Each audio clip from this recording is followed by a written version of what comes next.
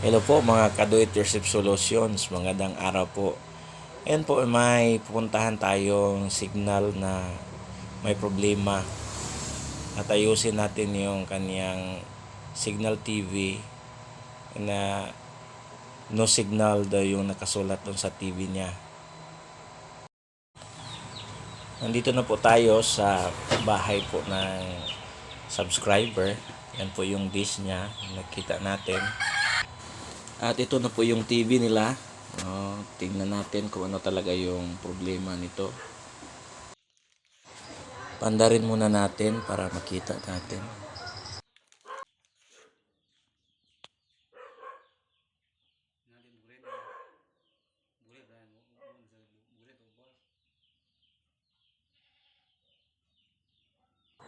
Okay, ayan na. So, hintayin muna natin.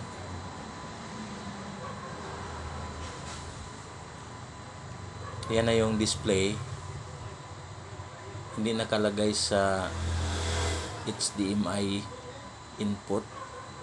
So, kailangan natin ibalik doon sa video input na HDMI 1 para makita natin kung ano talaga yung nakasulat kapag ginagamit yung signal box.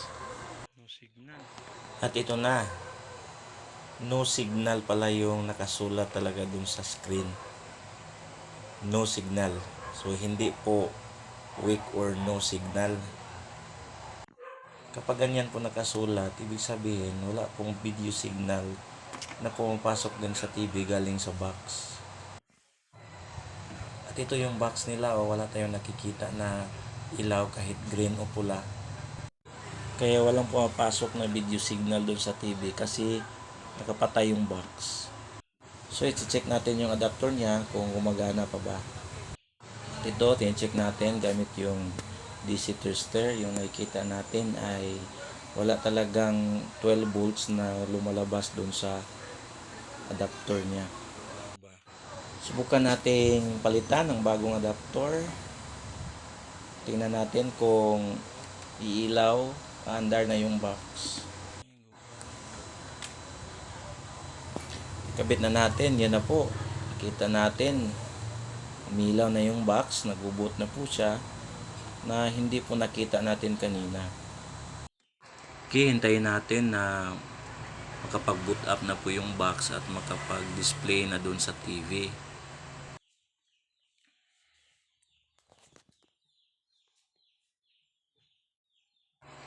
Ayan na siya, nag-boot na at may display na dun sa TV.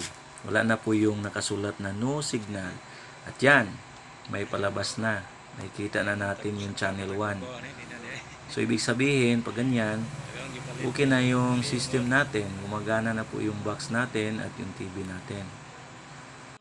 Sa mga itong problema, kailangan lang po natin tingnan yung eksaktong nakasulat dun sa mga TV natin. Kapag no signal, wala pong signal na nai-receive ang TV galing sa box. At kapag weak or no signal, yung box po walang nai-receive na signal galing doon sa dish.